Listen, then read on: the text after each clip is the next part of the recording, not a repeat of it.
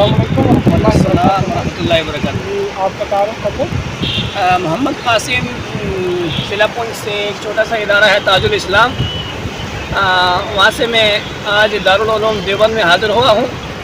الحمدللہ یہاں کے بہت خوشی ہوئی اور ہم رات کو 1 بجے پہنچے، لیکن مجھے یہ بہت بڑا احساس ہوا اور دیکھنے کی تمنا بھی تھی، لیکن اتنا محسوس نہیں ہو رہا تھا کہ دن ہے کہ رات ہے۔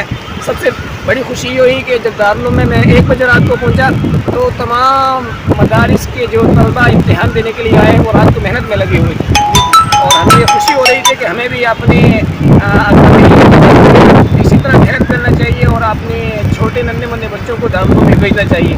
آپ کب سے اس سفر پہ ہیں؟ میں تقریباً 3 دن سے ہوں، کل میں دہلی میں تھا اور آج الحمدللہ یہاں دارالعلوم دیوبند میں پہنچا ہوں، اور یہ ہمارے سامنے دارالعلوم کی جو مشہور مسجد رشید ہے وہ ہمارے سامنے ہے، اور اس طرف دارالقرآن ہے، اور ماشاءاللہ دائیں طرف جو ہے وہ دارالعلوم وقت دیوبند ہے، اور اسی طرح ماشاءاللہ یہ اتنا بڑا ایریا جو ہے یہ سارا دارالعلوم کے نام پہ ہے۔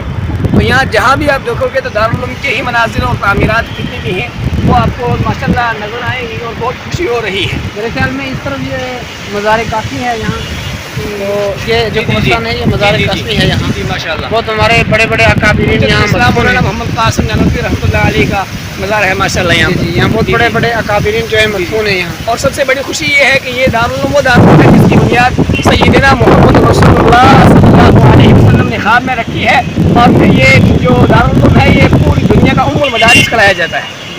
یہاں پوری دنیا سے ہر خاص و عام آتا ہے اور اپنے دل کو سکون لے کر یہاں سے واپس جاتا ہے۔ بالکل بالکل۔ اور ہمیں بھی بہت دن ہو گئے گھومتے ہوئے، لیکن جب ہم دارالعلوم میں پہنچے ہیں تو واللہ کر کے کہتے ہیں کہ یہاں سے واپسی کا سکون نہیں کہہ رہا ہے، اتنا اطمینان ہے ہم جس وقت سے یہاں پہنچے ہیں الحمدللہ۔ باقی ماشاءاللہ آپ کا جانا جو واپس جانا ہے وہ کب ہے؟ تو اب یہاں آپ کو کتنا محسوس ہوا کہ ہم نے کتنی خوشی پائی آپ نے کہ ہم اس علاقے میں آئے اور اس میں ہم نے کیا کیا دیکھا یہاں؟ دیکھو خوشی کی تو کوئی انتہا نہیں ہے، کیونکہ دارالعلوم کی شان ہی بڑی ہے، اور یہ دارالعلوم ہمیشہ سے سربلند رہا ہے۔ تو اللہ تبارک و تعالیٰ سے دعا ہے کہ اللہ تبارک و تعالیٰ ہمیں دینی مدارس مراکز مساجد سے جوڑ کے رکھے۔ جہاں تک میرا علم ہے، میں اپنے علم کی اور اکابرین کی جو ہے وہ علم کی بات کروں تو دنیا کے اندر انسان جہاں بھی گھومے تو ہمارے اکابرین نے 4 چیزوں کو لکھا ہے۔ سب سے پہلے یہ کہ ہم نے بیت اللہ کو دیکھنے کی جو ہے وہ تمنا رکھنی ہے، روضہ رسول کی اور اہل اللہ کی تمنا رکھنی ہے، اور کلام اللہ کی۔